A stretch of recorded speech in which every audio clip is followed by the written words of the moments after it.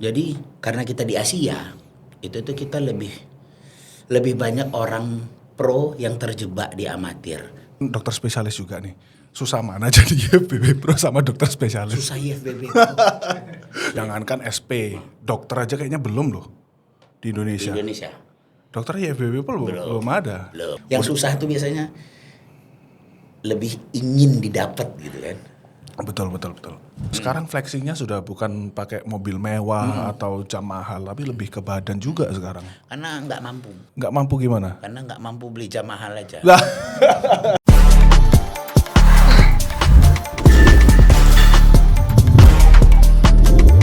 Cek. Oke. Halo Vision Squad, jumpa lagi bersama saya Dr. Akbar Gaus, dan kali ini saya mendapat bintang tamu yang spesial banget ya, yang kompeten di bidangnya menurut saya ya, dan pastinya banyak juga yang tahu beliau, Dr. Dimas Prajagopta. Halo. Selamat siang. Oke, buat yang belum tahu, yuk kenalan dulu. Siapa sih Dr. Dimas Prajagopta itu? Jadi, S1-nya di mana? Spesialisnya di mana? saya itu sekarang adalah seorang dokter spesialis kulit dan kelamin. Sekarang namanya udah dirubah sama kolegium kita di Indonesia jadi dermatovenereologis dan estetika. Saya kebetulan menamatkan pendidikan dokter saya di Yogyakarta di Universitas Islam Indonesia. Setelah itu baru saya nyambung pendidikan spesialisnya di Universitas Sumatera Utara. Jadi saya ngambil S2 sama spesialisnya di USU, Medan. Siap. Kesibukannya apa dok sekarang? Kesibukannya sekarang saya masih praktek sekali. Sibuk bodybuilding sebenarnya, sibuk latihan. Sama ngurusi klien, pada itu aja. Tapi tetap masih ada prakteknya dikit-dikit. Kira-kira tanding lagi kapan nih? Tanding lagi, kayaknya tahun ini belum dulu, Bar. Kayaknya kemarin terakhir feedback dari judge itu saya butuh size yang lebih besar lagi. Sekarang kalau mau ngejar pro qualifier itu harus mentok kanan. Jadi secara size, secara conditioning udah harus seperti pro. Makanya ngejar ke sana dulu baru mungkin ya tahun depan Dan atau kayaknya tahun. kebanyakan orang yang baru IFBB Pro dapat lanjut ke Pro Show biasanya udah Langsung placing. langsung bagus Langsung loh. placing bagus. Misalkan peserta 20 biasanya sudah di atas 50% rank. Misalkan peserta 20 berarti di atas top 10. Mungkin top 5, mungkin 7, kalau 30 ya mungkin top 10 kayak gitu. Berarti level IFBB Pro sekarang itu kayaknya susah banget sih. Lebih susah mencari pro-nya sebenarnya kalau sekarang, Bar. Jadi karena kita di Asia, itu tuh kita lebih banyak orang pro yang terjebak di amatir. Makanya ketika mereka udah berhasil dapat amatirnya, tiba-tiba di prosinya mereka biasanya udah ready. Nah ini mungkin kira-kira kan dokter spesialis juga nih. Susah mana jadi IFBB Pro sama dokter spesialis? Susah IFBB Pro. Susah IFBB Pro. Karena kalau pendidikan dokter, kalau bahasanya kita tuh tinggal gelinding aja. Gelinding, belajar, nurut sama dosen, gak neko-neko, attitude-nya bagus, ujian selesai. Spesialis ya gitu aja. Ikuti pendidikannya, gelinding sana sini, ngurus yang benar, ujian beres selesai. Kalau nyari IFBB Pro berdarah-darah belum tentu dapat. Iya. Berdarah-darah, udah ngikutin semuanya ngikutin. Attitude-nya udah dijaga sama jurunya oke, disiplinnya udah mentok kanan.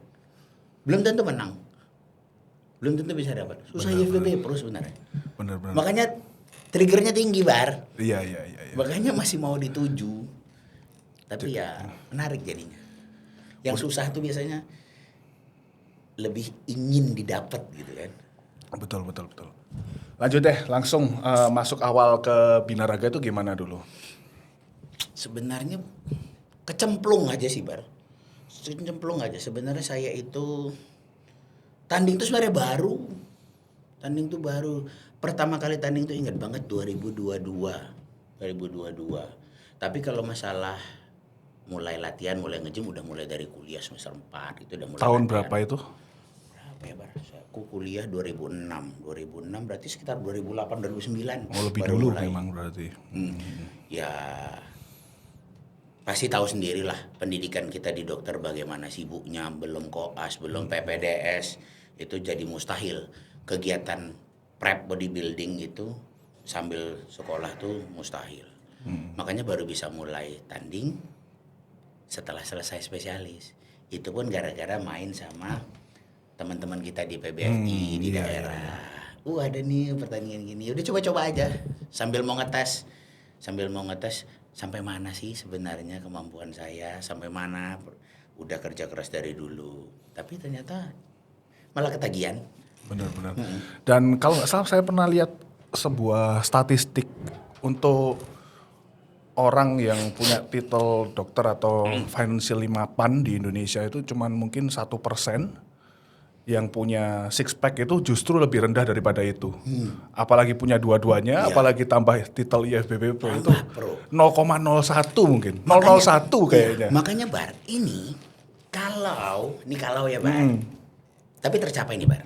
Kalau misalnya saya bisa jadi pro, mungkin saya pasti menjadi seorang spesialis dermatologi dan venerologi estetika pertama di Indonesia yang menggabungkan dua profesi itu. Spesialis kulit sama FVB Pro. Di Indonesia udah pasti pertama. Benar. Tapi nggak tahu kayaknya di luar negeri pun belum ada yang berhasil menggabungkan dua itu. Kalau dokter gigi kita punya Raja Ajit. Jangankan SP, dokter aja kayaknya belum loh di Di Indonesia. Indonesia. Dokter IFBB pun belum ada. Belum. Kita duluan. Ya. Beda divisi Ya, tapi. beda divisi. Tapi menarik kan? Iya, Menarik. benar. Jadi one of a kind kan menarik. Betul. Terus gimana pengalaman jadi juri? Ceritanya gimana kok bisa sampai di-invite jadi juri? Diundang sama teman-teman sebenarnya. Karena sebenarnya pertama saya jadi juri itu di acara di Medan sana, acara di lokal waktu di PBFI. Karena kebetulan saya juga waktu di Medan dulu sebagai seorang pengurus. Jadi kan harus ngadain, kalau kita di pengurusan di daerah itu harus ngadain suatu event. Harus ngadain event, apakah itu porwil apa segala macam. Karena saya di kepengurusan tidak ada yang bisa lebih berkompeten, akhirnya saya ngikut di situ, dipercaya gitu di situ. Setelah itu barulah dari situ tuh awal mulanya, barulah mulai dari FOC waktu itu berapa tahun yang lalu itu di Medan, saya mengisi di situ. Habis itu mulai juga dipercaya sama Raga Vagansa buat jadi juri juga di event besar mereka di Bandung setahun yang lalu. Dari itu mulai sampai sekarang mulai gitu. Itu pasti karena passion juga kan. Sebenarnya kan Iya. capek mungkin ya pasti nggak. Kalau duit sih ya nggak ada ininya ya, nggak ada triggernya. Pasti karena passion, betul. Murni karena passion dan seneng. Mau nyogok pun nggak bisa, mau ngalahin pendapatan gymnya aja nggak nutut. Jadi pasti fair. Begini ya Bar, kalau saya ya terus terang berpendapat, kalau yang mau tidak fair itu sebenarnya sayang banget. Mempertahankan kredibilitasnya loh sebenarnya yang dipertaruhkan dengan uang yang nggak seberapa itu. Sekarang saya tanya, emang hadiah bodybuilding, pertandingan bodybuilding di Indonesia berapa sih? Buat juara satunya berapa sih? Mau ngasih jurinya emang berapa? Benar. Otomatis lebih kecil dong dari total hadiahnya, juara satunya. betul. Hadiah totalnya aja kecil, mau ngasih jurinya juga pasti lebih kecil. Maksudku hanya dengan duit segitu kredibilitasmu loh kamu pertaruhkan, kan sayang banget. Betul. Ya kembali kepada keilmuan kita ya, kalau kita ada kerjaan itu ya passionate lah. Kita kan diajarkan begitu, passionate lah. Jadi ya kecintaan lah. Ada nggak kira-kira sepengetahuan dokter yang di luar sana mungkin pernah dengar nggak adanya tidak fair dalam penjurian seperti itu? Saya harus dengan berat hati mengatakan bahwa itu memang benar adanya. Karena setelah beberapa kali jadi juri juga, kita kan berhadapan langsung di lapangan. Langsung di lapangan dengan para sponsor, dengan para senior-senior kita. Mereka kan punya kepentingan juga dengan para peserta dan segala macam itu. Memang ada benar adanya, cuma ya dikembalikan lagi sama si jurinya masing-masing. Benar mau ngambil kesempatan itu atau tidak. Tetap aja kok kita punya hak veto untuk nolak itu semua. Tapi ya sisi beratnya adalah bagaimana caranya kita tetap menjaga hak veto tersebut tanpa menyakiti orang yang berniat untuk melakukan suatu cara untuk pemenangan lah. Tapi ya tricky, tapi bisa. Oke, masih ngomongin tentang penjurian ya.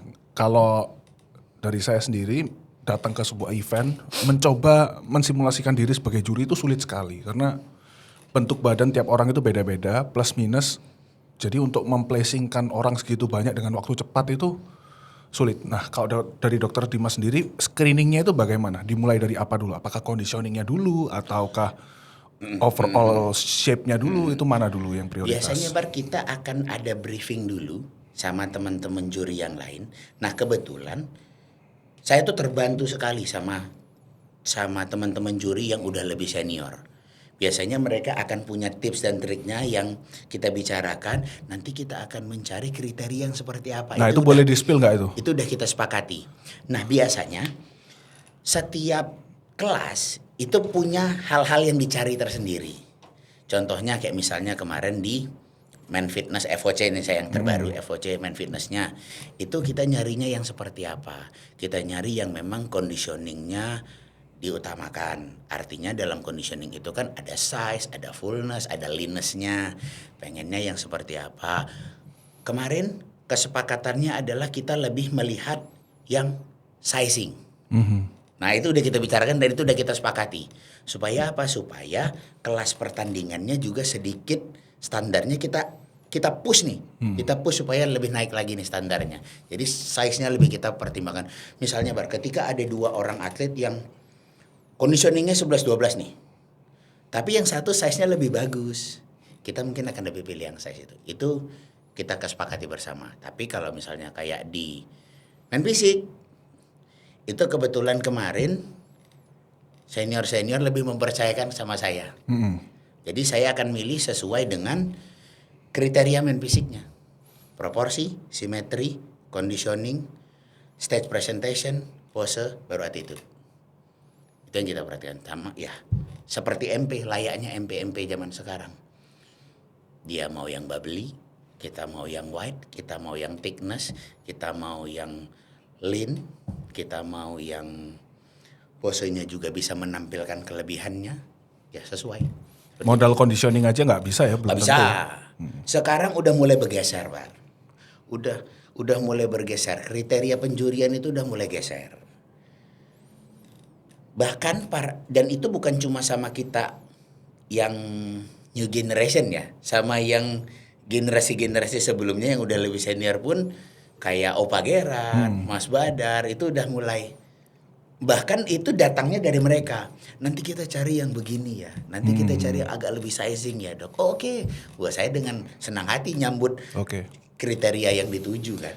Kira-kira dari peserta men's fisik kemarin yang posingnya proper berapa persen?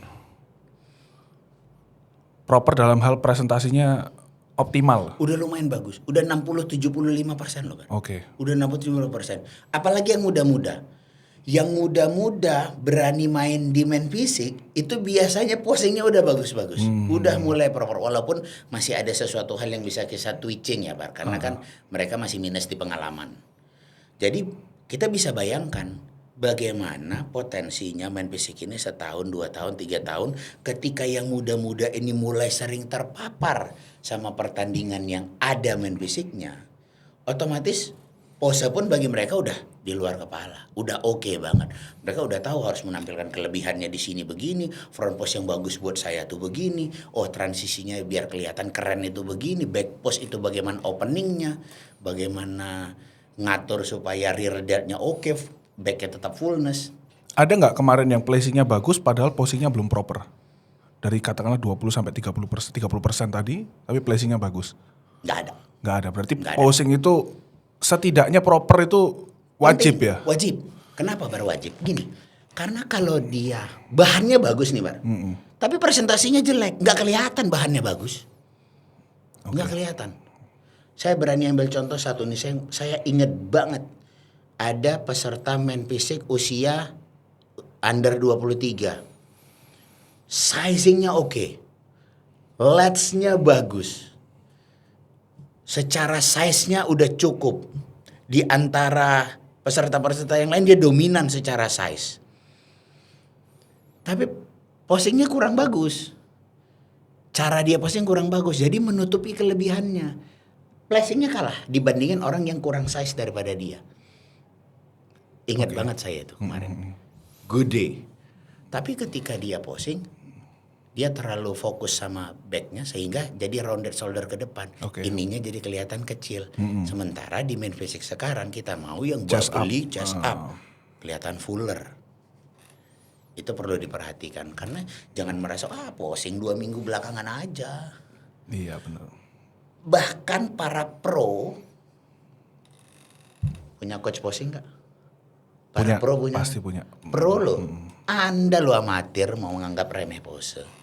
Nggak jarang yang IFBB Pro Olympia malah sama non IFBB Pro belajar pose. Yerai posing boleh lihat di Instagram nanti Bang. Itu dia ngelatih Josema, ngelatih Kim Angel, badannya yo nggak fitness kok. Christopher Barnett itu John the Love House. Harganya nggak main-main itu, 1 jam 3,5 juta. Kalian sewa coach di Indo gratis posing juga biasanya. 1 jam loh video call 3,5 juta itu. 3,5 juta, bener. Boleh lihat Bar, si Yere posing itu. Badannya welek, jelek. Tapi memang ilmu posingnya bagus. Yang klien-klien posingnya Olimpian. Mau bilang apa lagi? Sebegitulah peradaban. Maksud saya itulah peradaban. Karena kan kita di Indonesia tahu apa dia mau ngajarin. Badannya aja jelek. Kompetensi seseorang itu kan bukan cuma bisa dinilai dari tampilan fisiknya. Raf Diesel yang selalu dapat best poser aja masih punya posing coach. Masih punya posing coach. Raf Diesel loh. Raf Diesel. Yang udah kayak penari balet itu masih ada. Luar biasa. Oke, lanjut.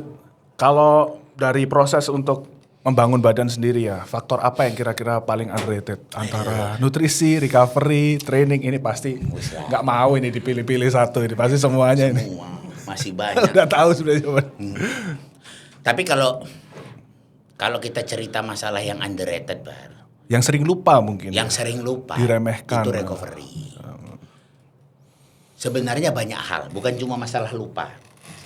Ya lupa, ya kesibukan, ya tuntutan sosial. Itu recovery. Terus saya tanya, kamu tidur jam berapa, Bar? Nah, jam 2. Ya wes, selesai. Seorang Akbar loh. Iya. Tidurnya jam 2. Padahal kan nggak mungkin Akbar nggak tahu. Iya. Ya kan? Pentingnya recovery 8 sampai 9 jam. Sama yang orang nggak sadari itu kalau tidur ngorok itu harus ngapain? Itu sebenarnya penting. Pakai sipap itu sebenarnya. Harus. Udah mulai harus diperhatikan karena tidur bukan sembarang tidur. Ketika kita udah lebih menuju ke arah advance lagi, tidur bukan hanya sekedar hanya tidur aja, tapi kualitas tidurnya yang perlu kita perhatiin juga kan. Bahkan sampai ngorok itu adalah suatu tanda bahwa tidurmu kurang berkualitas. Makanya orang pasti heran lihat-lihat di Instagram atau di YouTube, nengok para pro-pro yang udah gede-gede itu tidur kok pakai masker ngapain? Nah, itu kan sebenarnya kan alat bantu buat supaya kualitas tidurnya menjadi lebih top tier lagi. Nah itu kalau misalkan sering ngorok, terutama bagi orang yang waktu tidur tiba-tiba bangun nafasnya sesak, ngos-ngosan, gelisah, biasanya disertai mimpi buruk. Nah itu dampaknya apa dok kira-kira? Paling berat ke otak sih Bar. Karena kan otaknya jadi kekurangan oksigen. Kekurangan oksigen ke otak ya macem-macem. Segala macam. Yang terparah kan bisa sampai stroke kan. Bisa jadi iskemik. Betul. Kan gak sedikit. Di blood work juga ngaruh ke hematokrit dan hemoglobin. Hematokritnya pasti jadi lebih tinggi, HB-nya lebih tinggi segala macam.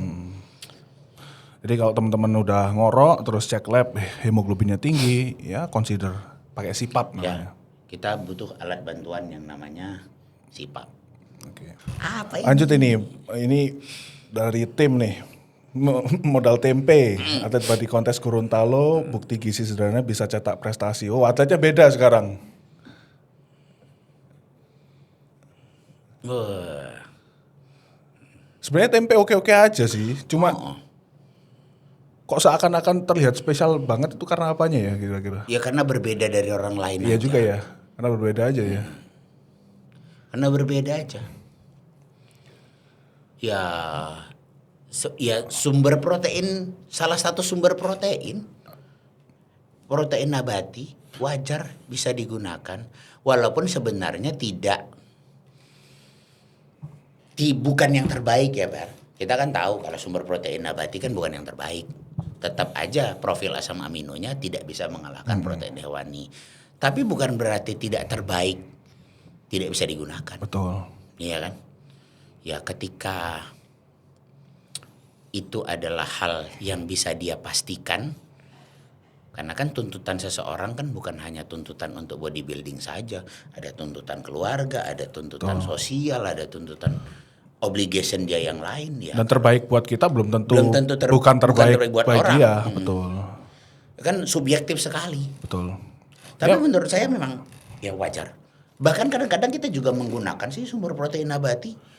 Kalau kelebihannya tempe saya rasa ada probiotiknya juga ya, Iya. tambahan probiotik, terus mungkin bagi yang hard gainer ada tambahan kalori lebih banyak. Murah juga. Murah. Mungkin ya kekurangannya asam aminonya yang kurang nggak lengkap. Ya kita variasikan dari sumber protein yang lain. Dan secara volume paling satu lagi. Volumenya kan jadi lebih besar. Untuk dia makan, untuk memenuhi jumlah proteinnya yang lumayan cukup banyak, berarti dia harus makan yang lebih banyak lagi karena volumenya kan jadi gede. Kalau dokter lihat transformasi itu sekedar fisik aja atau sebenarnya dari transformasi bodybuilding itu ada dampak apa lagi nih? Yang kan udah banyak nih kliennya, rata-rata itu apa aja perubahan yang didapat selain fisik? Sebenarnya kalau kita bicara masalah bodybuilding itu kompleks ya Bar. Kompleks. Bukan hanya masalah transformasi fisik. Sebenarnya mental pun sangat penting di sini. Kita bicara masalah willpower kan. Kita bicara masalah kesiapan mentalnya, kedisiplinannya, untuk habit. Nah, transformasi itu kan physically dan mentally. Betul. Nah, di mentally tersebutlah sebenarnya yang lebih krusial untuk mendapatkan transformasi yang physically. Ketika kita sudah berhasil menanamkan esensinya bodybuilding sama seorang pribadi, akan lebih mudah dia untuk mencapai transformasi fisikalnya. Kenapa? Karena secara mentalinya dia udah ready.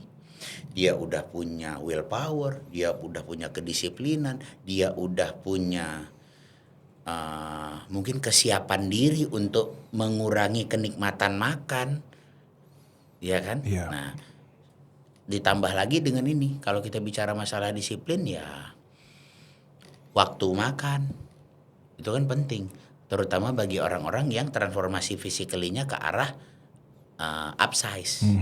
Ya kan otomatis harus force feeding. Kalau yang namanya kita force feeding ya waktunya makan. Gak peduli mau kamu kenyang, mau kamu lapar ya makan. Jadi transformasi secara mentally saya rasa sangat membantu transformasi physically. Dan nantinya ketika mungkin secara mentally dia sudah siap, dia mau ngapain aja di badannya tuh dia udah tahu mau ngapain. Katakanlah, ini klien nih, dia secara mentalinya udah ready. Dia udah nggak pakai jasa kita lagi, dia bisa. Bisa jalan sendiri. Dia bisa jalan sendiri. Kenapa? Dia udah tahu esensinya, udah ketanam nih sama dia. Habitnya udah berubah nih. Dan memang ngajari orang itu sebaiknya kan konsep ya, bukan bener. jam sekian makan apa itu. Kalau nggak ngerti kenapa didesain seperti itu juga nggak akan sustainable juga kan. Makanya salah satunya secara mentally itu sama dengan kita juga mengajarkan bagaimana pentingnya bahwa tidak repot loh nimbang makanan. Apalagi sekarang itu ada ChatGPT loh. Enak banget ada AI, tinggal foto tag keluar di Benar. WA-mu loh. Oke lah kalau dulu masih susah Masih untuk susah nimbang masukin makanan, ke MyFitnessPal, apalagi makanan random yang timbang, beli di luar Iya. itu sekarang bisa loh. Sekarang gampang. gampang. Pakai AI. Tinggal foto, tek. Oke.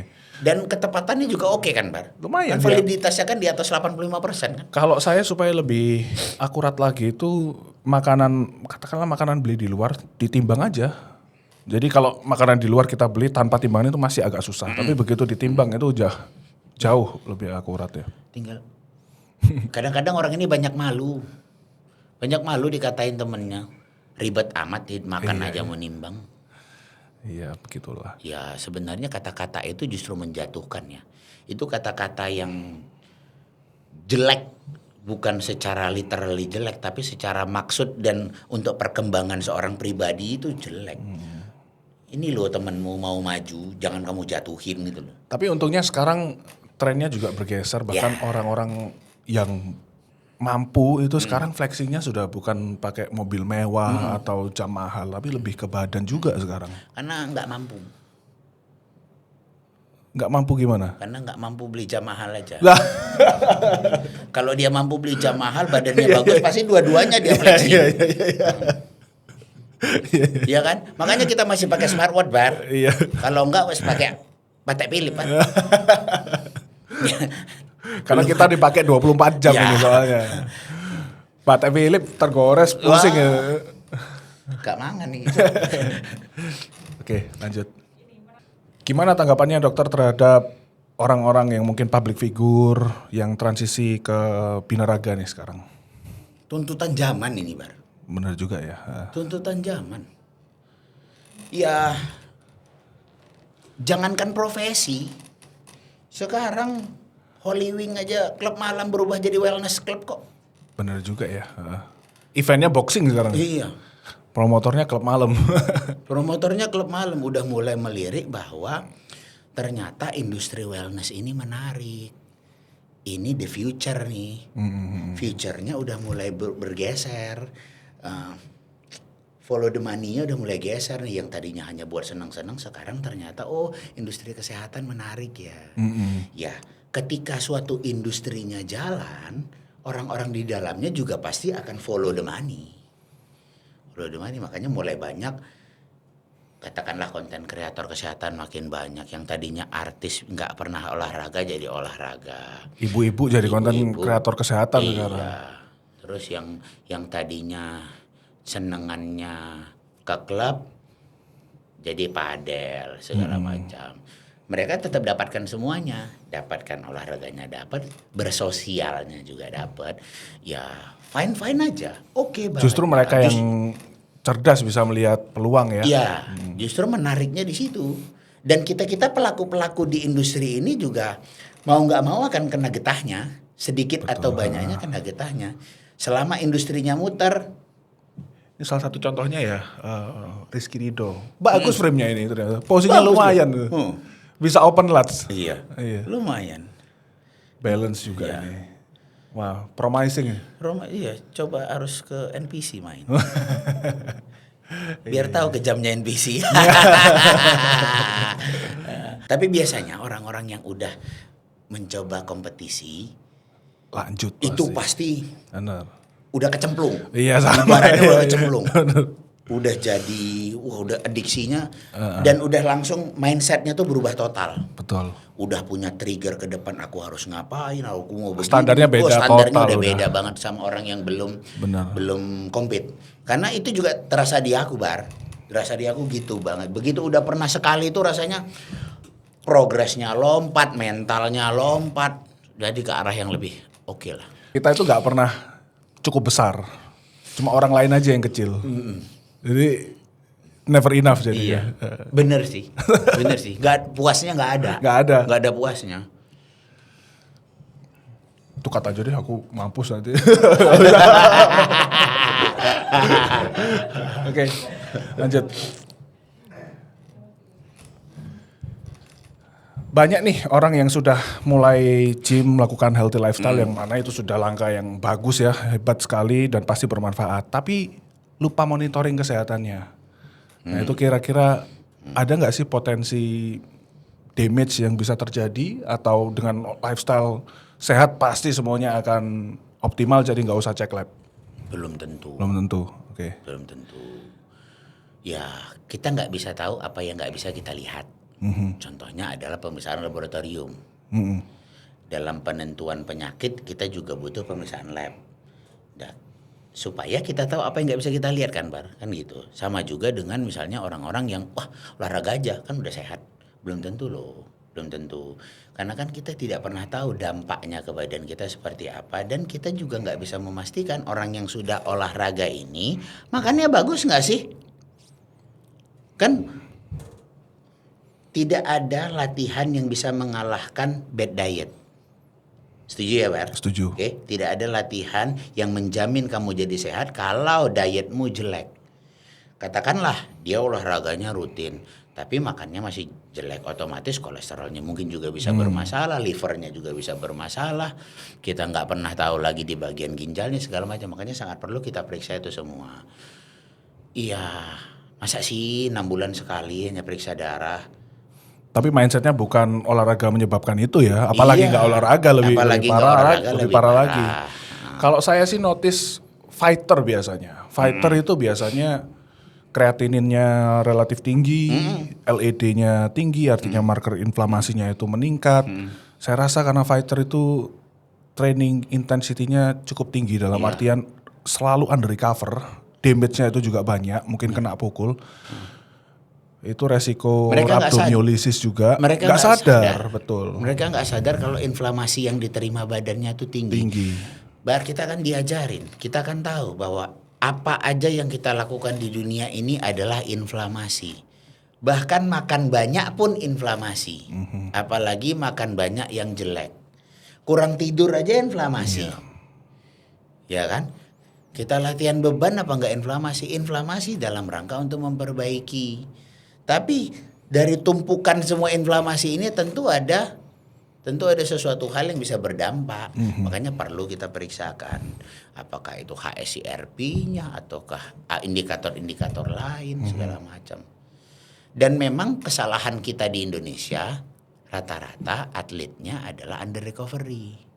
Kalau boleh kita lihat, kita bandingkan atlet-atlet kita di dalam sama atlet-atlet yang di luar negeri.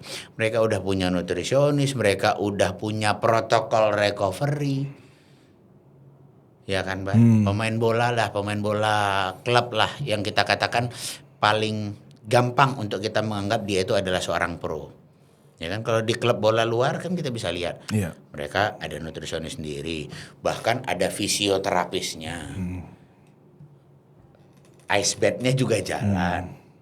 Kalau kita habis latihan pulang.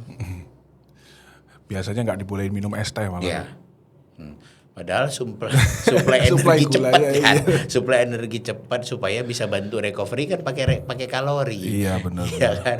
Ya intinya mungkin mitos-mitos itu masih banyak juga di kalangan kita. Perlu edukasi tentang kesehatan olahraga yang lebih. Makanya menjadi semakin menarik, Bar. SPKO itu harusnya lebih banyak. Supaya bisa menambah pasukan-pasukan edukasi. Biar jangan edukasi ini dipimpin oleh influencer yang tanpa kompeten. Seperti yang mengatakan nge-gym sudah lama, kalau kamu masih keringetan kamu sakit ginjal. Ya dasarnya apa? Whey protein ada meningkatkan testosteron. Wah itu parah banget. Yang ngomong dokter lagi, ya Allahu Karim. Itu luar biasa. Apa nggak baca jurnal sampean? Dok, pengen tak tanya. Saya tuh pengen, dia kan ngomong masalah rambut. Dia ngomong katanya whey protein itu bikin nambah testosteron sehingga DHT begitu segala macam. Bahan pembentuk rambut apa, Bar? Keratin. Keratin dari mana? Asam amino. Asam amino dari mana? Dari protein. Mana jurnal ngomong tuh kita gini, kita diajarin bahwa ngomong speak by data. Oke, mana jurnalnya yang mengatakan whey protein ada hormonnya tuh mana? Bisa naikin testosteron tuh mana? Tak beli. 2 ember gue beli. Bisa naikin testosteron. Luar biasa. Betul. Itu kan speaknya nggak by data, itu sesat loh, sesat. Ya saya harapkan tidak banyak ya yang apalagi tenaga medis lo ngomong nggak sesuai. Makanya kalau udah tenaga medis main di sosial media, skrip yang udah dibuat sama tim sosial medianya boleh dibaca ulang, dicari jurnalnya dulu. Jadi jangan hanya jangan hanya baca skripnya tok gitu. Oke. Ngomongin tentang olahraga sama hasil lab tadi, itu kalau kita MCU, kira-kira apa yang membedakan antara atlet binaraga sama orang awam yang dicek seperti apa? Mungkin kalau orang awam ya standar ya Bar ya, kita periksa darah rutin, kita periksa profit lipidnya, kita periksa enzim jantung, enzim liver, enzim ginjalnya. Mungkin ada perlu tambahan hormon mungkin kalau memang ada indikasi ke arah sana. Itu yang jarang. Itu yang jarang. Padahal penting loh, apalagi bagi orang-orang yang sudah mungkin di atas 30. Karena kalau dulu penurunan testosteron pada laki-laki itu kan usianya udah lebih tinggi daripada sekarang. Sekarang 30 plus. Sekarang food industry kita kan semakin bobrok. Food industry itulah sebenarnya yang menyebabkan percepatan daripada penurunan hormon. Nah, kalau bagi sama bodybuilder itu ini agak sulit saya ngomongnya sebenarnya. Pada bodybuilder yang mana? Karena bodybuilder itu ada dua sekarang. Kompetitif sama non kompetitif. Nah gini Bar, kita harus samain persepsi. Fitness buat semua orang Bar. Betul. Bodybuilding tidak. Orang yang fitness belum tentu dia melakukan bodybuilding. Dan kegiatan di bodybuilding itu jauh lebih ekstrim daripada kegiatan fitness. Oke, pertanyaannya adalah bodybuilding. Terbagi dua lagi, bodybuilding yang mana? Mau yang enhanced atau mau yang... Oh iya, beda lagi, betul. Beda lagi yang perlu kita periksakan. Indikasi kesehatannya juga sudah berbeda. Resiko side effect-nya juga sudah berbeda. Oke. Minimalnya aja deh. Saya akan coba yang generalnya gampang murah-murah gitu. Gampang murah-murah, mungkin perlu ditambahin. Kalau kita tadinya pada orang normal kita periksa hanya enzim heparnya, kita tambah deh gamma GT. Nah, jadi kita bisa lihat bagaimana sih fungsi dasar hatinya dalam mengeluarkan secret bile-nya bagaimana. Kalau pada ginjalnya mungkin kita tambahin statin C sehingga kita tahu bagaimana filtrasinya. Jangan cuma ureum kreatininnya. Karena banyak yang salah loh Bar. Begini Bar. Statin C, orang yang periksakan ureum kreatinin yang rajin olahraga biasa kreatininnya kan tinggi Bar. Ya. Karena ototnya kan rusak. Betul. Sama kayak SGOT juga akan naik. SGOT itu naik karena padahal itu kan dipengaruhi sama kegiatan. Itu saya jadi baru paham kenapa orang bilang hati-hati kamu kalau kecapean livermu kena loh. Susah loh. Ya OTPT naik karena muscle breakdown. Iya, muscle breakdown. Nah, orang juga banyak yang nggak paham itu bahwa ketika kenaikan OTPT tidak menandakan bahwa liver kita damage, rusak, liver damage. Kenaikan 4 kali lipat saja itu baru sinyal warning. Betul. Belum menandakan rusak, baru warning sign. Normal range kan sekitar 50 ke bawah ya. Iya. Hepatitis itu sampai 1000. Iya, sampai 1000. Biasanya orang-orang kan 80, mentok 100 berapa, itu udah panik luar biasa. Iya, makanya kita cek gamma GT-nya. Kita lihat gamma GT-nya, kita sesuaikan lagi. Ini beneran liver damage nggak sih? Kalau cuma kenaikan itu kan kita nggak bisa bilang. Nah, sama halnya sama dengan liver.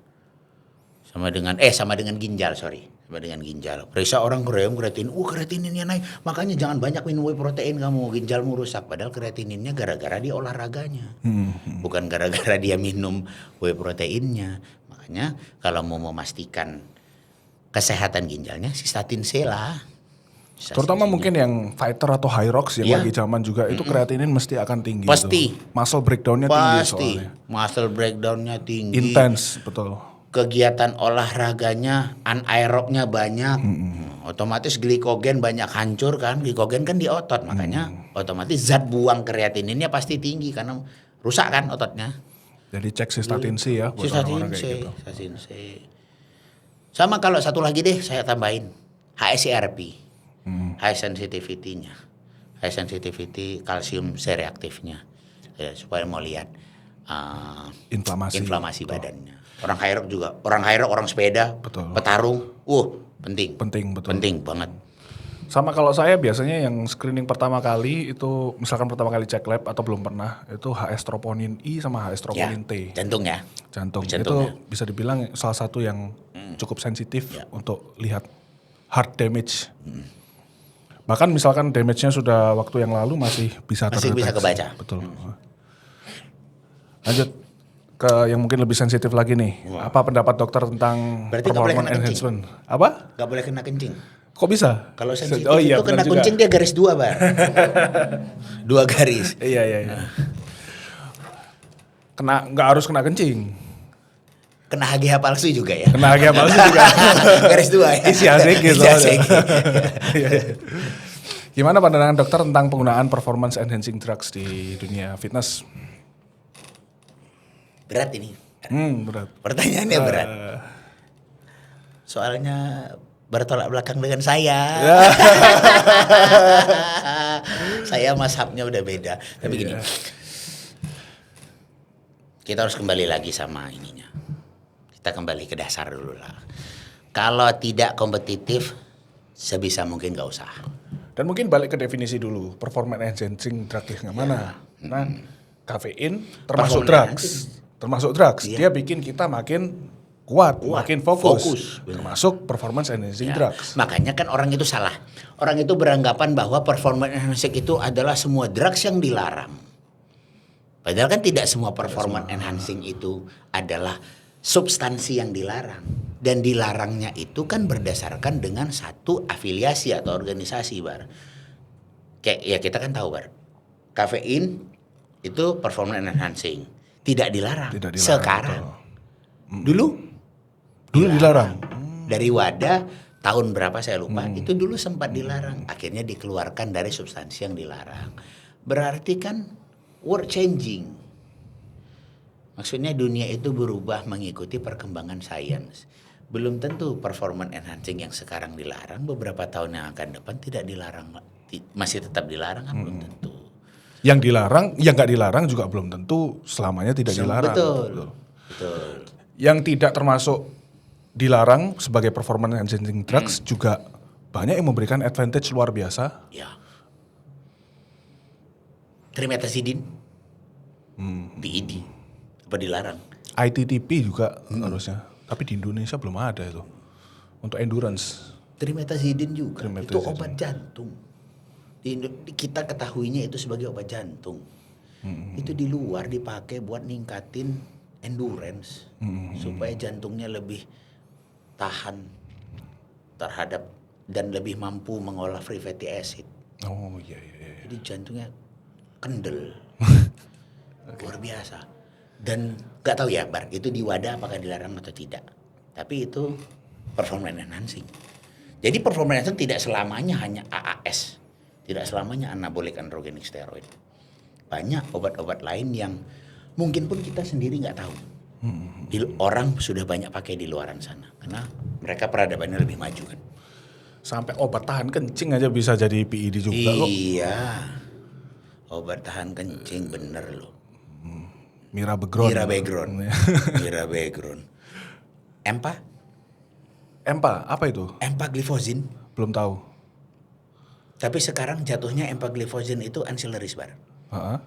Jadi dia membuat ginjal kita tidak reuptake glukos. Oke. Buat kita absces bagus. Jadi kelebihan glukos yang di darah tidak direuptake. Misalnya udah cukup dibuang. Jadinya buat jantung lebih sehat, lebih bagus. Jadi ada glukos di urin? Ya, glukos jadi ada di urin. Okay. Jadi yang tidak perlu, yang harusnya tidak direuptake. Buat kesehatan ginjal bagus, buat kesehatan jantung bagus, buat pembuluh darah bagus, dan anti-inflammation. Oke, glukos itu kan molekulnya besar. Kira-kira bisa menyebabkan filtration damage apa enggak ya? Enggak itu. Enggak juga ya, oke. Enggak. Pecah. Menarik ini buat dipelajari lagi nih. Gitu Pak. Jangan-jangan ini dari China ini, ilmu dari China. Iya. Empa udah mulai banyak digunakan. Oke. Buat yang belum tahu, Dokter Dimas ini coachnya dari Cina langsung ya. Dan setiap kali pro qualifier biasanya ada coachnya. Jadi level internasional banget. Karena saya mulai serius ke sana, Bar. Jadi harus update ilmu terus. Mahal loh sewa coach itu. Mahal. Setahun 100 lebih apa ya? 100?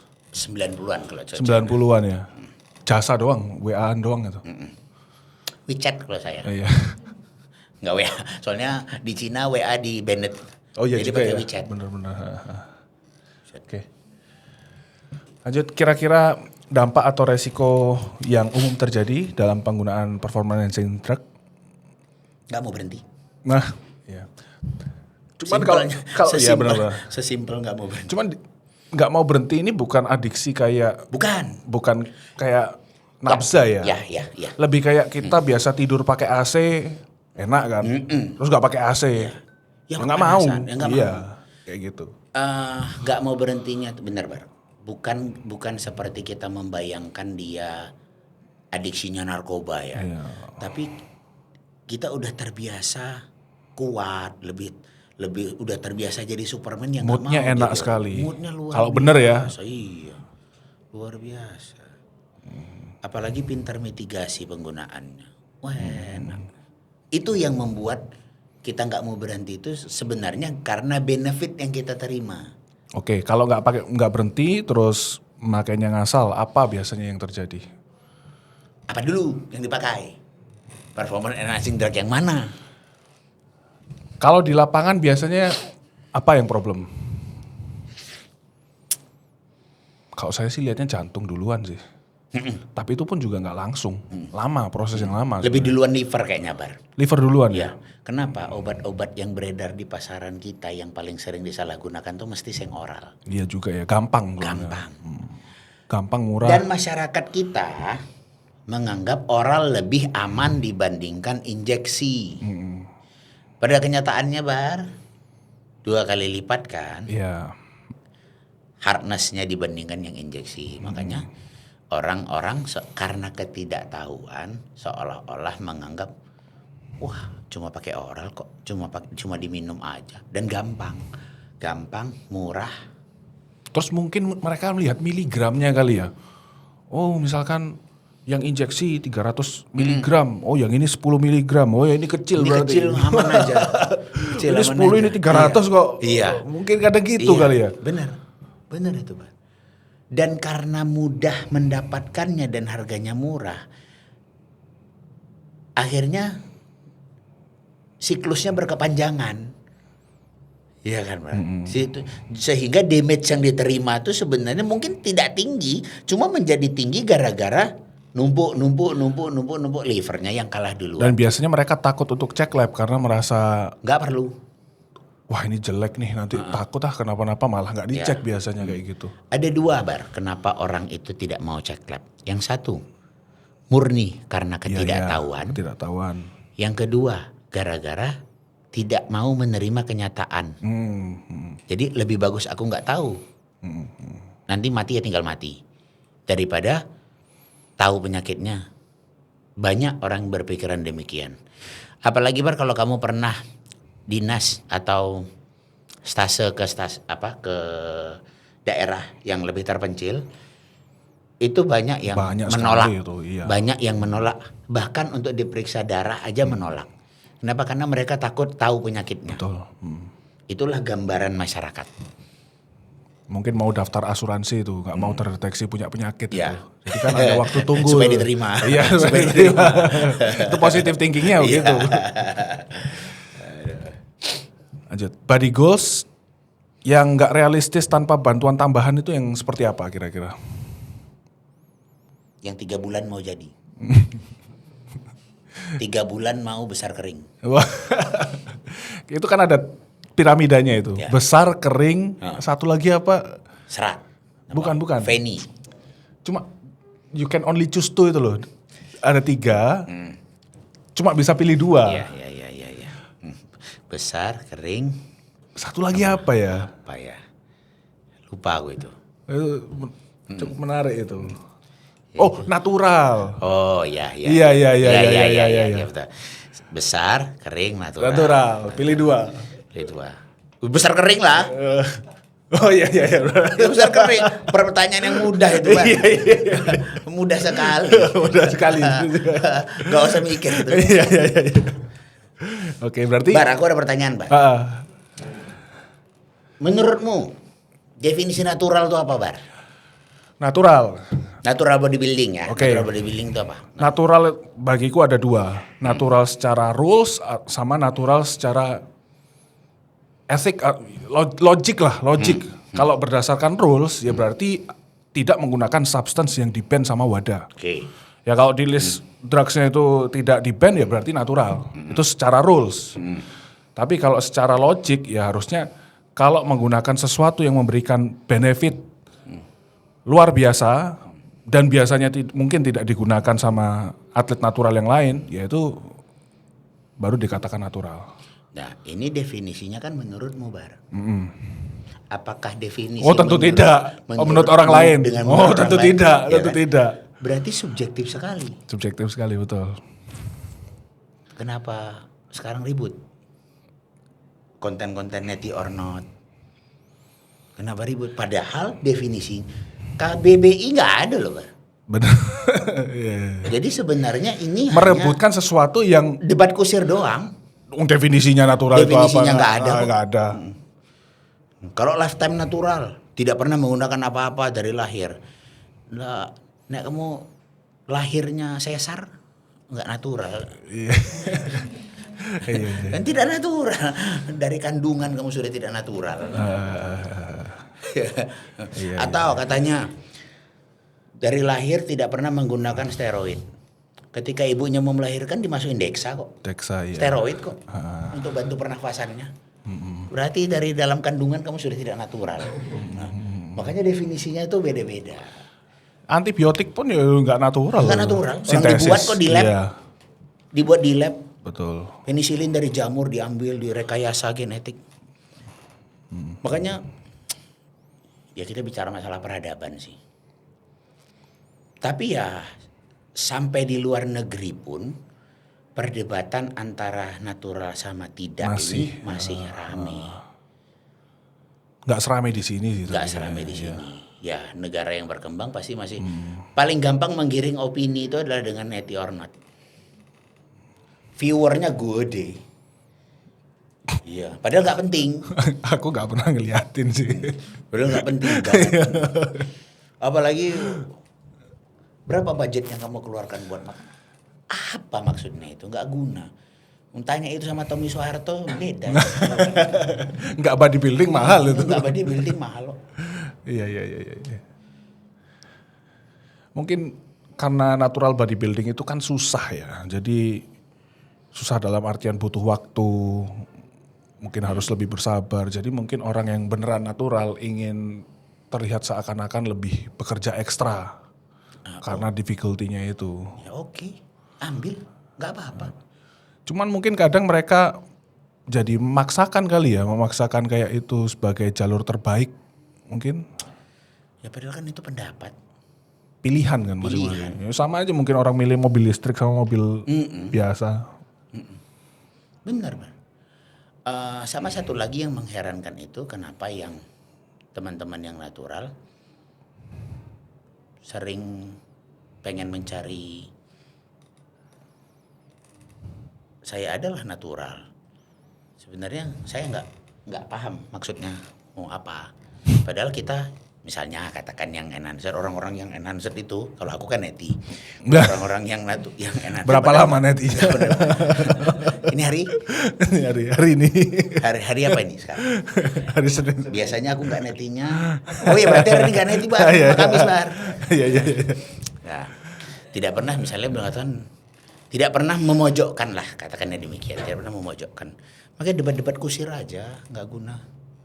Oke.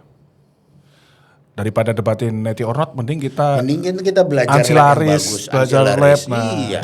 seberapa penting ansilaris? Wow, lebih penting daripada sikelnya.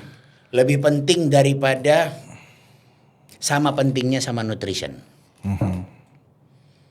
Karena dengan ancillaries kita bisa bantu progres, kita bisa mitigasi side effect, kita bisa menjaga wellness kita sehingga training performance menjadi lebih optimal. Training performance optimal, recovery bisa optimal, rate of grow-nya pasti lebih bagus. Makanya penting banget. Justru kunci sukses bodybuilding itu justru ancillaris. Gimana bisa grow kalau kesehatannya nggak optimal? Ya, tempat terbaik untuk grow adalah badan yang sehat. Tuh kata kuncinya. Jadi kalau ngomong bodybuilding nggak sehat, ya itu bodybuilding yang nggak benar harusnya. Karena bodybuilding yang benar pasti harus mikirin kesehatan dulu. Setuju. Kalau nggak sehat nggak mungkin optimal grow-nya. Nggak mungkin bisa grow. Makanya Bar, kita pasti sering lihat champion-champion yang luar. Itu pasti ancillaries-nya banyak. Check lab-nya rajin. Kenapa? Karena tidak ada champion yang tidak bisa menjaga kesehatannya. Makanya lah dia bisa jadi champion karena semua dia laksanakan secara optimal. Setuju? Setuju.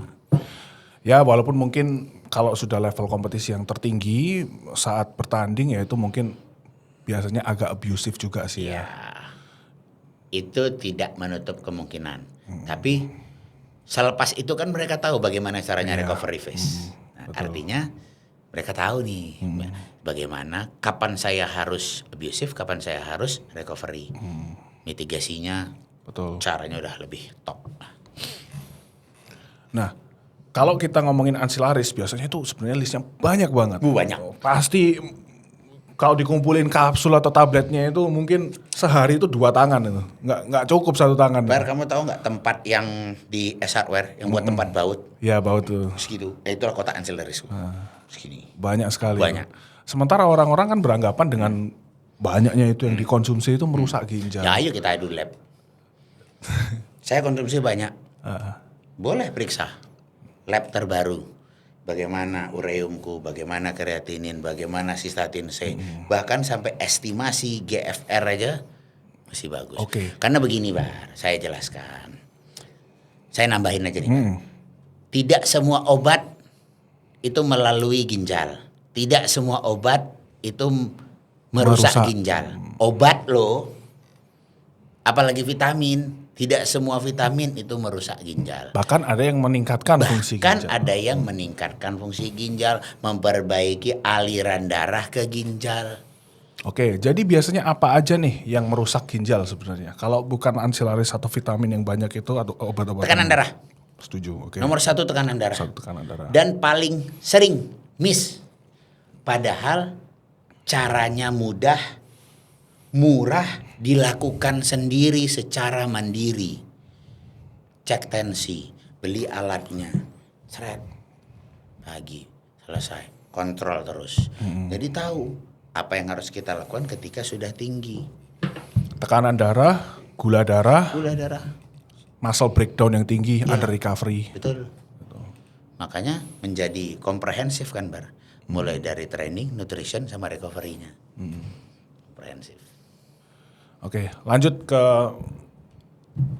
ini pertanyaan yang sebenarnya kita beda nih. Kemarin kan juga udah nyoba latihan bareng nih soal training. High intensity low volume atau medium volume sama high volume medium intensity. Gimana menurut dokter antara perbedaannya plus minus masing-masing ataukah ada yang lebih baik? Nggak ada yang lebih baik. Tidak ada yang absolut benar, tidak ada yang absolut salah. Tujuannya 10 Bar. Bisa 5 tambah 5, bisa 6 tambah 4, bisa 7 tambah 3. Kebetulan sekarang saya trainingnya sama Coach China. China itu prinsipnya high intensity, high volume. Dulu ketika saya masih sama Coach Eropa, Bosofort Lau. Sorry, high intensity juga tadi, medium atau high? Intensity. China juga high? High intensity. High intensity dan high volume. Oke. Dulu ketika masih sama Bosofort Lau, dia tipikalnya mirip sama trainingmu sekarang. Trainingmu yang kemarin-kemarin. Dia low intensity, high intensity, low volume. Pakai top set, pakai top set sama back off. Nah, kalau China itu sikat, pukul rata, hajar, berat, repetisi banyak, angkat 4 set, 6 set, 10 set. Dan tapi dominan isolation ya, atau enggak juga? Enggak juga. tetap ada. Cuma yang jelas Bar, kalau dari China itu high intensity, high volume-nya itu isolation dulu baru volume. Isolation dulu baru Baru compound. compound. Oke. Dan redundant. Jadi lebih banyak bisa berulang. Bisa berulang. Misalnya bahu depan bisa 3. Iya. Tipikalnya seperti itu. Kalau kita bicara masalah bagus mana, dua-duanya bagus. Dua-duanya aku grow. Tapi karena aku yang punya diri, aku sepertinya lebih cocok ke yang sekarang. Karena rate of growku sekarang jauh lebih cepat dibandingkan rate of growth dulu. Bukan berarti yang dulu salah ya, Bang. Hanya kecocokan aja di badan masing-masing. Iya. Jadinya tidak pernah ada yang salah. Coba aja dulu. Setuju. Makanya kita kan harus punya data. Oh, 3 bulan lakukan yang ini, berapa datanya? Rate of growth-nya semana, perkembangannya bagaimana, puas atau tidak, nyaman atau tidak. Penting loh itu nyaman atau enggak Nyaman itu. atau Iya. tidak. Ketika kamu nggak nyaman, Berhenti ya, tengah jalan, berhenti menunya tengah nggak jalan, finish. nggak sustainable, sama aja. Iya. Mana yang nyaman dan mana yang grow. Aku pribadi kan kemarin nyobain latihan bareng Dokter Dimas juga ya. Itu kayaknya kalau latihan sendiri terus-menerus pasti sering nggak finish. Pedihnya itu pedih banget soalnya. Menunya banyak, pedihnya luar biasa, dan agak boring menurutku. Iya. Tapi ya belum tentu yang boring itu juga nggak bagus ya. Pada akhirnya aku nggak enjoy, nggak finish, malah mungkin progresnya nggak Stagnan, bagus, kan? betul. Sebenarnya rate of grow-nya menjadi stagnan bukan gara-gara programnya nggak bagus. Nggak diselesaikan. Karena nggak diselesaikan. Sama nggak passionate di Iya, situ. sama nggak passionate di situ. Kalau aku lihatnya sih mau program latihan apapun selama kita put effort di situ, eksekusinya benar, terus nggak cedera, urutannya benar secara proporsi, harusnya akan membawa hasil yang bagus juga. Gini deh Bar, cara mudahnya. Mas Fendi, Dang Beo, itu tipikal trainingnya sama Bar. High intensity, berat, suka genjot-genjot. Menurut science based lifting salah. Jay Cutler juga kayak gitu, sama mirip kan? Iya. Menurut science based lifting secara teori latihan ya salah. Ngapain berat digenjot-genjot nggak perfect form. Jadi apa nggak? Jadi. Iya. Pro. Banyak kalau itu contohnya, Branch Warren. Iya, segala background kurang Apa, hardcore apa lagi? kurang hardcore apa Kurang tuh? hardcore lagi. Nah, jadi juga. Tapi apakah yang mengandalkan perfect form, yang ngikutin perfect form, isolation, nyantai segala macam, nggak bagus juga? Ada juga yang bagus. Ada juga. Kalau latihan yang kemarin, yang high volume, perfect form, itu jelas injury risk-nya minim banget. Iya. Kelebihannya. Setuju. Jadi long term-nya itu Setuju. aman di sendi, potential growth-nya long term bagus banget. Ya. Cuman harus kuat pedih sama Ya. ya disiplin aja latihannya karena banyak Mungkin pedih. ya Bar, mungkin ya. Aku merasa lebih cocok di situ karena usiaku yang udah lebih tinggi di atasmu Bar. Sehingga aku lebih wise dalam memilih permainan yang tidak terlalu fatigue, tidak terlalu meninggikan resiko cedera. Dan beda divisi kali Bar. Dia juga. benar. Kalau aku tuh training on purpose dan training for your division. Di divisiku main fisik itu tidak butuh otot yang besar, yang sangat besar itu tidak butuh. Cuma butuh terlihat besar. Ya, Bar? Beda halnya sama kamu di klasik. Kamu di klasik besar belum tentu menang, kecil pasti kalah. Iya. Iya. Nah, makanya memang besarnya yang dibutuhkan. Besar berarti mechanical tensionnya juga harus bagus, harus mumpuni semua. Oke. Kalau ngomongin performance enhancing, gimana cara kita bedain yang optimal dalam hal oke untuk kesehatan sama yang merusak kesehatan? Cek lab. Kalau nggak cek lab, males. Gak Nggak bisa. Kita nggak tahu apa yang nggak bisa kita lihat. Karena standar ya Bar. Pemeriksaan lab itu kan standar loh. Jangankan pada orang yang performance enhanced.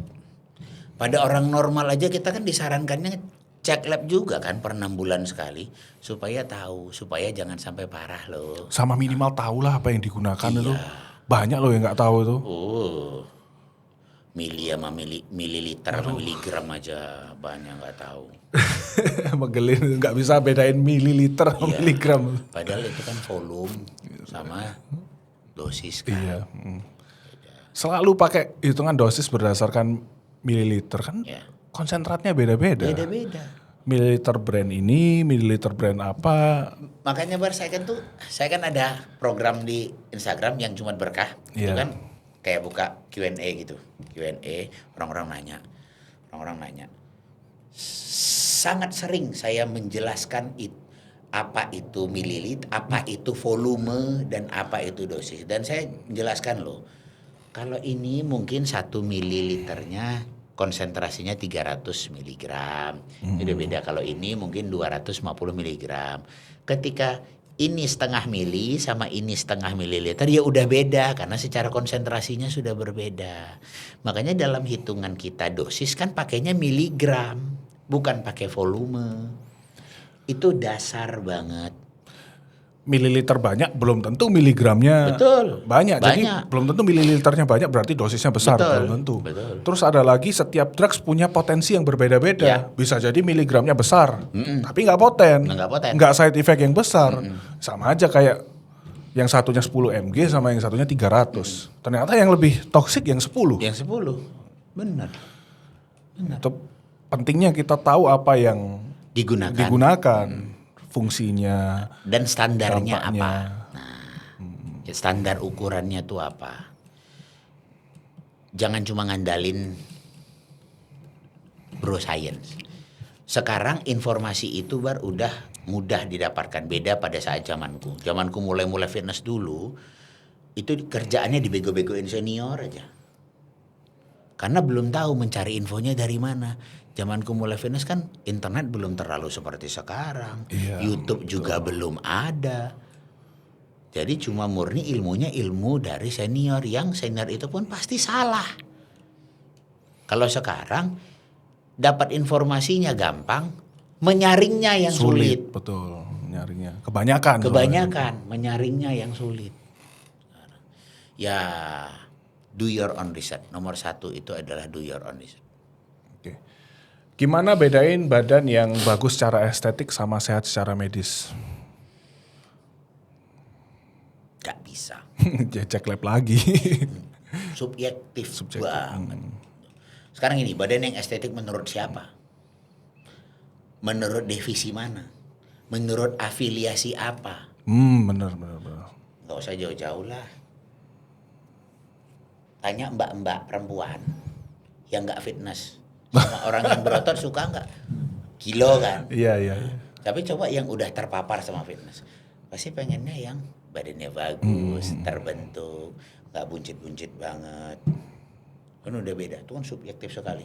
Dan sangat gampang itu untuk diombang-ambing, dirubah-rubah itu sangat gampang. Ya kalau mau bedain optimal untuk kesehatan ya mau nggak mau Nggak cek mau lab. cek lab lagi.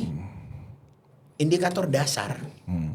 Karena jadi objektif banget dari subjektif berubah Iya, jadi berubah objektif. jadi objektif. Kita bisa lihat apa yang berubah, bagaimana sebenarnya, keadaan sebenarnya. Karena dekat ya Bar. Dunia bodybuilding sama dunia profesi kita ini dekat sekali.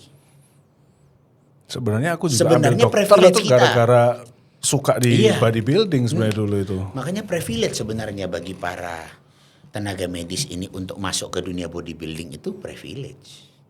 Ilmu dasarnya dia udah punya, udah dipelajari.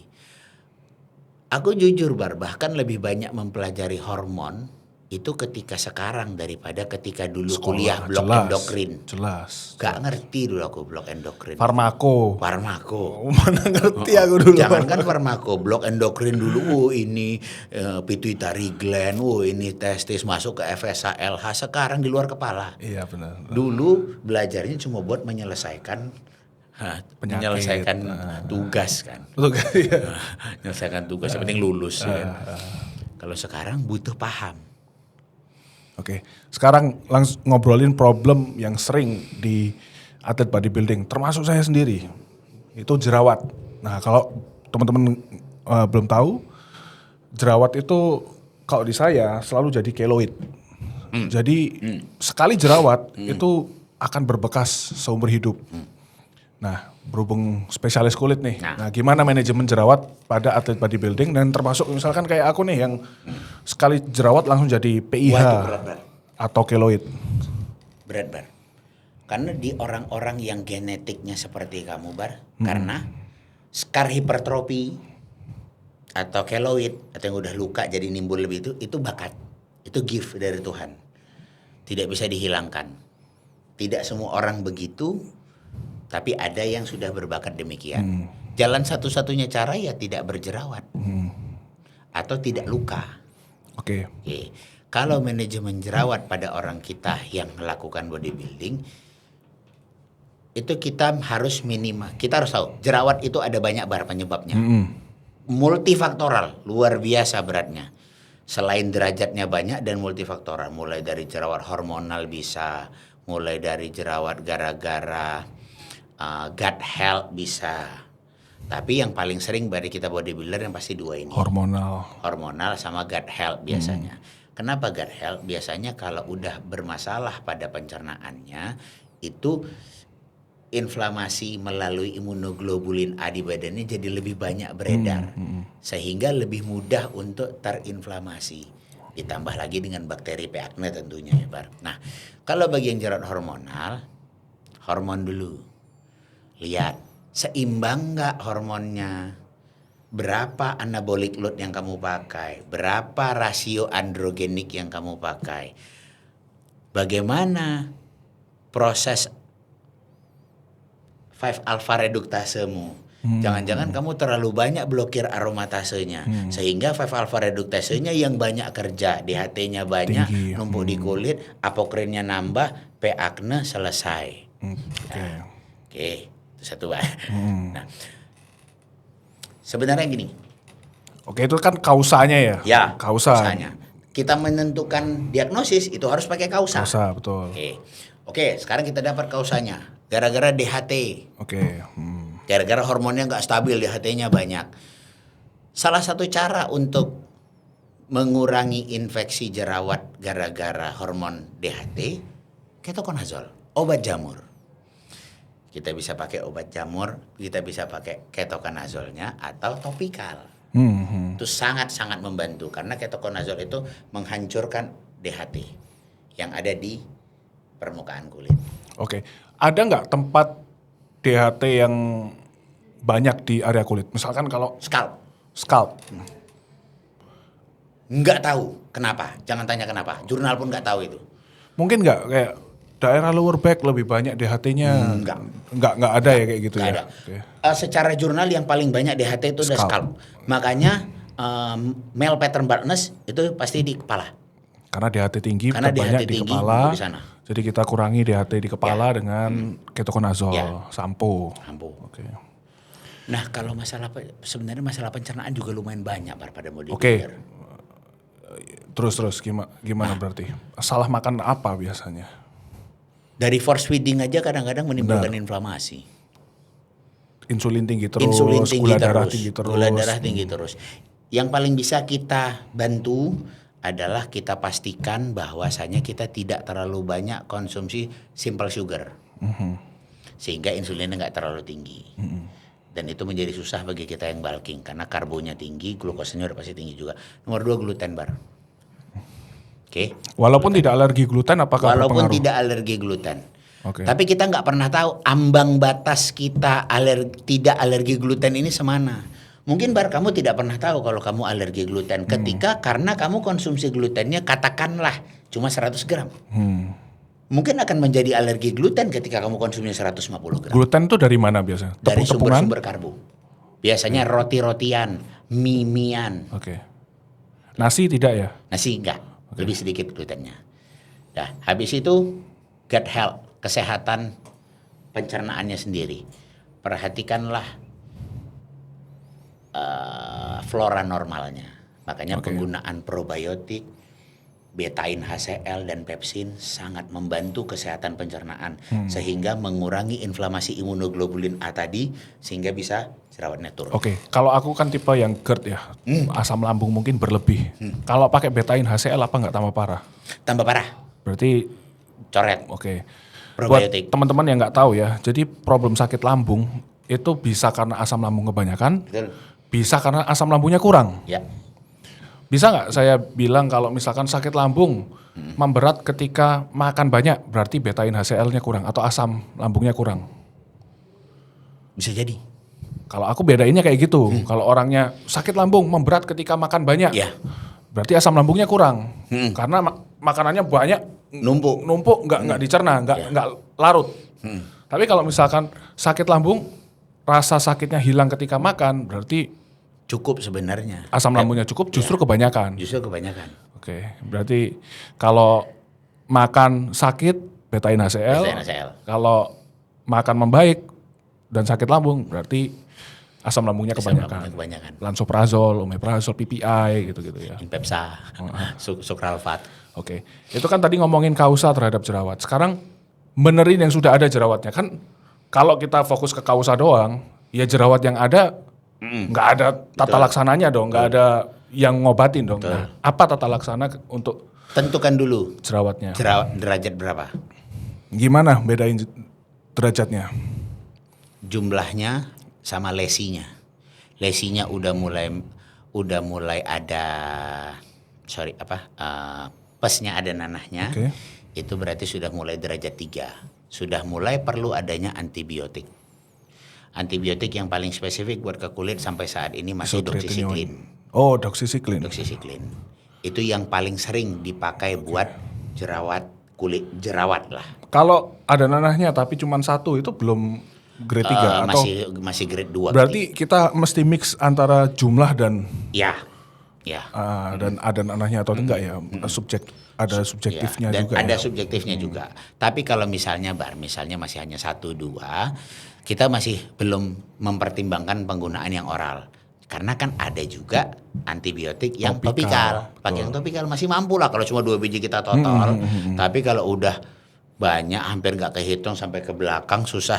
Oke, sebaiknya aplikasinya. dipecah apa enggak? Katakanlah ada pusnya nih, ada kuning-kuningnya nih, dipecah apa enggak? Jangan dipecah. Malah jangan dipecah? Iya, malah jangan dipecah. Soalnya kalau Karena kalau dipecah kan nimbulkan luka terbuka. Oke, lebih susah lagi Iya, lebih susah lagi. aku tuh dilema ya, karena resikonya. kalau jerawat kadang kalau dipecah karena pusnya keluar, bakterinya kan keluar, dia nggak membesar, ya ada bekas luka kecil. Tapi kadang juga nggak dipecah, dia semakin besar, ujung-ujungnya pecah, ujung-ujungnya luka dan lebih besar. Kalau gitu cara memecahnya yang kita rubah. Kompres atau Tusuk, tusuk. kompres hangat maksudnya, kompres hangat. Kompres hangat. Oke. Kompres NaCl hangat biasa. Karena kalau kompres hangat dia akan melunak, jadi Iya, lebih. lunak, jadi gampang lebih pecah sehingga Oke. sama kayak ini sama kayak misalnya kita prinsip pemikirannya sama kayak potong perineum. Daripada robek sendiri mendingan dirobek tapi rapi. Gitu juga lah ini. Oke. Pada jerawat. Topikal itu tapi juga sulit juga ya tak kira ya. Seminggu lebih mungkin. Minggu lebih, harusnya seminggu lebih. Oke. Dan kalau sudah terjadi scar, gimana? Laser, udah itu aja. Atau oles-oles bisa? Tergantung scarnya. Scar kan ada 3. Box Oke. scar, rolling scar, ice pick. Tergantung yang mana. Kalau misalnya udah kayak ice pick atau yang box, itu biasanya udah harus treatment. Box itu yang kayak gimana? Secara mikroskopik bentuknya kayak box dan lebih dalam. Oke. Dalam. Kalau ice pick bentuknya kayak palung, tajam. Oke. Jadi, Ya. kalau yang rolling itu nggak teratur, pokoknya nggak teratur dia. Ada yang tinggi, ada yang dalam, pokoknya bervariasi lah Oke, kedalamannya. kalau sudah ada perubahan elevasi berarti treatmentnya? Sudah harus dengan bantuan minimal dengan cara roller, derma roller. Derma roller untuk diberi apa itu? Nggak, hanya dengan derma roller saja sebenarnya sudah bisa mengangkat kulit yang tadinya Tidak rata. tidak rata. Kenapa? Karena Penusukan itu Bar, ketika dia sampai ke dermis dia merangsang. Kecuali keloid ya? kolagen. Kecuali keloid, jangan. Kalau ada keloid dia justru sebenarnya dilukai malah bermasalah. Oke. Malah menimbulkan luka baru dan jadi keloid. Oke. Ini kan kita bicara kalau dia cekung, kita tusuk, dermisnya kan kena tuh bawah kulitnya.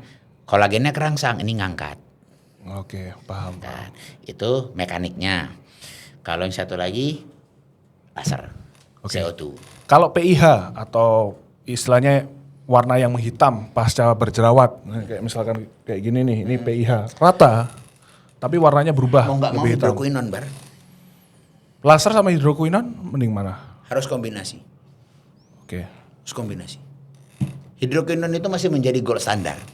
Bahkan gold standarnya lebih Gold ke standar hidroquinon daripada laser itu Daripada sendiri. laser. Oke. Karena laser itu dilakukan oleh dokter. Jadi human errornya juga tetap masih ada. Salah dia masukin joule-nya. Bisa aja. Jadi lebih parah PIH-nya bisa aja. Karena kesalahan human error-nya tadi. Tapi beda dengan hidroquinon. Kalau hidroquinon kan memang udah terstandarisasi. Ada standarnya. Misalnya sekian persen. Hidroquinon itu kan dulu sering ditakutin ya di kosmetik itu ya. Padahal sebenarnya juga ada use case-nya. Ada ada penggunaannya. Memang penyalahgunaannya banyak, Bar. Penyalahgunaannya banyak. Cuma ya nggak bisa kita hindari. Memang satu-satunya gold standar untuk PIH ya masih hidroquinon. Oke.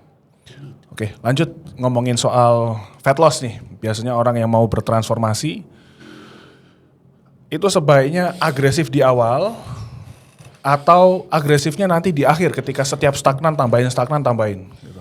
Orang yang mana dulu? Kompetitor atau bukan? Kalau Coba bicara orang dua-duanya. awam. Dua-duanya. Bicara orang awam, aku lebih prefer kalau stagnan tambah. Stagnan tambah. Kenapa? Biar nggak kaget dan biar sustainable. Oke. Karena orang-orang awam biasanya willpower-nya masih kurang. Kita harus bantu willpower-nya dengan membiasakan dia punya willpower dan membiasakan dia punya kedisiplinan. Berarti ujung-ujungnya kalau orang awam adalah mana yang bisa konsisten sebenarnya. Ya. Kan? Oke. Mana yang bisa konsisten? Kalau misalkan dia dikasih agresif di awal, mendapatkan progres, akhirnya konsisten karena semangat lihat progres ya berarti better. Better. Oke. Tapi tidak semua orang bisa kita perlakukan Ya. seperti itu. Oke. Kalau atlet, prep bodybuilding, Agresif di awal. karena Bisa lebih prediksi ujungnya. oke. Dan ketika body fat masih tinggi, resiko muscle loss juga akan lebih Jelas. minim kan? Minim. Dibandingkan udah body fat 8% suruh nggak makan. Iya. Katakan Bar, dia belakangan. Jam waktu udah mepet, udah deadline, masih basah. Otomatis segala macam cara dilakukan, ekstrim dilakukan. Inflamasi badannya meningkat, kortisolnya meningkat. Yang terjadi adalah water retention. Oke. Tidak cocok buat kurang cocok buat kompetisi bagi yang belum berpengalaman. Oke. Katakanlah seorang kompetitor biasanya mungkin start prep di 15% body fat atau 15%. Katakanlah metabolisme awalnya TDEE 4.000. Cut berapa? 3.000, 2.000? 2000 Langsung ke 2.000. langsung ke 2000, 2 minggu, 3 minggu. Oke. Habis itu pasti flat kan? Ya. Pasti flat. Naikin. Oke. Terus misalkan sudah 8%, terus dia ternyata Udah on state ready. belum, masih 8%. Masih 8%. Masih 8%, terus katakanlah ternyata makannya sudah 1.600. Ya dari 2.000 itu lama-lama biasanya dia akan turun sendiri karena berusaha kejar berat badan. 8% itu kan belum stage ready banget. Belum striated glutes. Tapi makannya udah 1.600. Diapain? Refit dulu terus pangkas lagi. Refit dulu, pangkas lagi, lihat responnya. Tapi refit kalau waktunya mepet juga ada resiko Betul. nggak ready juga. Betul. Makanya biasanya ketika stagnan seperti itu, kalau kita agresif di depan, stagnan itu tidak akan terjadi Tidak di belakang. nggak mepet. Nggak mepet. Kejadiannya pasti di minggu-minggu tengah. Iya. Dan kita masih bisa banyak adjusting di situ. Itu kemenangannya kita agresi di awal. Oke, make sense. Sip. Lanjut. Nah, lanjut ke Jumat Berkah. Wah, ini kan pertanyaannya banyak banget ini. Wah, sesat itu Pak. Pasti banyak pertanyaan yang ngeselin. Coba sebutin 5 pertanyaan yang terngiang-ngiang ngeselinnya itu sampai sekarang masih terasa itu apa aja pertanyaan kayak gitu. Yang paling ngeselin ya Bar, yang paling ngeselin itu adalah ketika orang bertanya dosis pakai volume. Itu satu, kesal.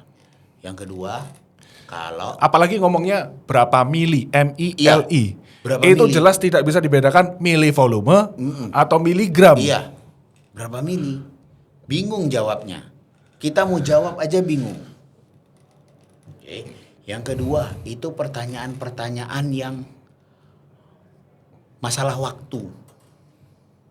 Masalah waktu dalam artian saya mau jadi besar kering. Berapa lama biasanya? Ya nggak tahu. Ya nggak tahu Mas. Anumu seberapa? Genetikmu saya nggak tahu. Orang itu kadang-kadang karena gini, pertanyaan bagus itu timbul dari orang yang paham. Pertanyaan jelek timbul dari SDM yang tiarap. Pasti tiarap. Pertanyaannya jelek-jelek dan gak masuk akal pertanyaannya. Gak masuk akal. Gimana yang nggak masuk akal tuh? Ya pertanyaan masalah waktu itu menurutku Ya, gak masuk akal. Pak. Dia bertanya seolah-olah kita ini kan tahu segalanya. Iya. Padahal di bodybuilding itu atau di dalam transformasi badan itu variabel genetiknya luas. Sekarang gini Bar, kita aja yang tahu badan kita seperti apa, nggak bisa menentukan deadline. Oh, aku mau kering, aku bisa kering dalam waktu 8 minggu. Ya belum tentu bisa. Tahun ini sama tahun kemarin Belum bisa tentu beda. bisa. Masa ototnya beda, jumlah fat mulainya beda. Ditambah lagi kita kan nggak pernah tahu indikator kesehatan kita sekarang apa sebelum kita cek lab. Iya. Itu sulit banget. Sulit banget. Dan aku juga sebel pertanyaan yang ini terkait sama hal-hal yang viral. Ngadu domba Ngadu jadinya. domba jadinya mau ngapain? Udah fokus aja sama dirimu masing-masing gitu.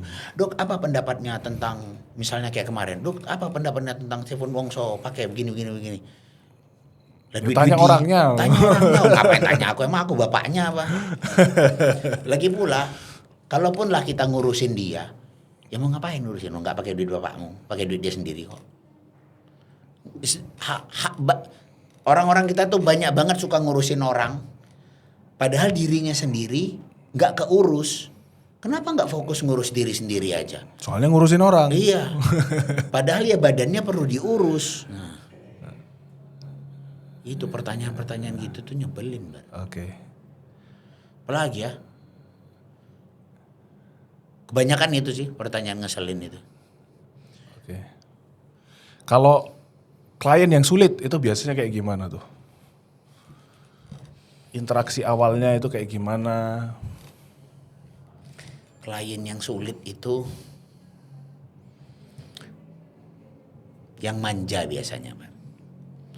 Karena kita nggak pernah tahu bagaimana ketika dia mulai sama kita tuh kan sebenarnya kita belum kenal dia secara keseluruhan, secara mentalinya.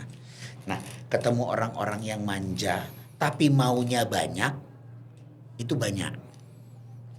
Manja tapi maunya banyak dan mau cepat. Karena kalau prinsipku coaching itu aku akan berusaha transfer knowledge.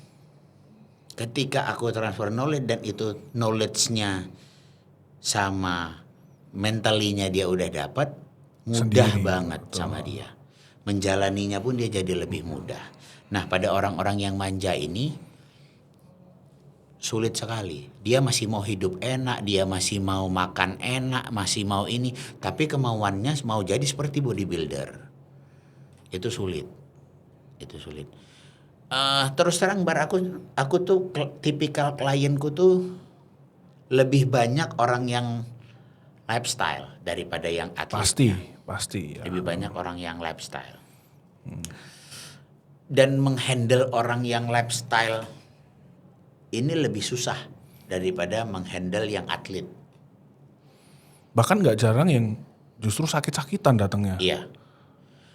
Maksudnya blood worknya itu sudah nggak karuan Iya. gitu. Aku sering jadi buangan, Bar. Terus terang aku sering jadi buangan. Definisi buangan tuh gimana? Dia bersih buangan tuh dia udah sama coach lain jelek, baru ke aku. Jadi aku yang benerin labnya. Itu lumayan sering. Dan kadang-kadang klien-klien itu mendatangkan suatu pemikiran baru sebenarnya sama aku. Ketika hasil labnya jelek, kita kan pasti bertanya, Bar. Kok bisa segini? Yang kemarin ngapain aja? Apa aja sehingga kita bisa... Wah, aneh-aneh ternyata. Aneh, luar biasa loh, aneh-aneh loh. Bahkan aku yang kompetitor aja tidak segitu. Aku yang kompetitor aja tidak segitu. Ini pada orang yang bukan kompetitor. Kalau spill seaneh apa itu bisa nggak? Soalnya kan toh juga bukan kita yang rekomendasiin kan. Seaneh apa? Seabsurd apa? Biasanya penggunaan kompon yang harsh, Bar. Kompon yang harsh, satu golongan dan dicampur. Satu golongan. Oh ya. Nah, katakanlah 90 Nor. NPP pakai, Tren pakai. Dan abusive. Oke. Itu satu. Maulin bulking. Yang light cycle-nya itu bulking, tambah iklan tetri. Supaya jadi lean bulking. Utaknya tuh loh kadang-kadang. Padahal lean bulk tuh mau pakai apapun ya selama makannya sesuai ya Iya. bisa. Bahkan nggak usah lean bulking. Prep cup pun apapun. Iya. Kalori manajemen kan. Benar. Kalori manajemen kan. Kecuali stage ya, kecuali stage ready ya Iya. beda. Tapi kalau fat loss doang mau apapun ya bisa-bisa aja. Makanya mereka tuh nggak pernah orang-orang yang bukan kompetitor tuh orang-orang awam lah. Mereka tuh pada nggak sadar bahwa anabolic steroid itu cuma akan membuat kamu jadi besar dan basah. Ya. Pada dasarnya adalah itu. Kenapa bisa jadi besar dan kering? Karena Kalori manajemennya. Jadi besarnya mungkin dibantu sama latihan dan AAS, keringnya dibantu sama kardio dan kalori manajemen. Oke, penutupan deh kalau gitu. Advice belak-belakan untuk orang yang baru mulai gym, no sensor, apa nih? Kuasai esensinya dulu. Oke. Jangan buru-buru karena sekarang lagi heboh dan gampang. Oh iya benar. Dapatkan informasi tentang PED, jangan buru-buru terjun ke sana. PED itu bukan bekerja buat kamu. Kamu yang bekerja buat PED-nya. Sifatnya adalah cherry on top, pembantu. Kamu yang kerja, dia yang bantuin. Kalau esensinya 3-nya belum ada, training, nutrition, recovery-nya belum ada, mau pakai 2 ember PED-mu juga nggak jadi. Nggak percaya? Carilah temen gymmu yang udah pakai PED tapi badannya masih kayak sampah tuh masih banyak. Itu kenapa? Karena esensinya nggak dia lakuin. Padahal udah make. Sering kan kita ketemu? Sering. Iya. Sudah, kuasai esensinya dulu. Jangan buru-buru. Setuju. Natural bisa kok. Natural bisa. Oke. Ya udah, see you on the next episode.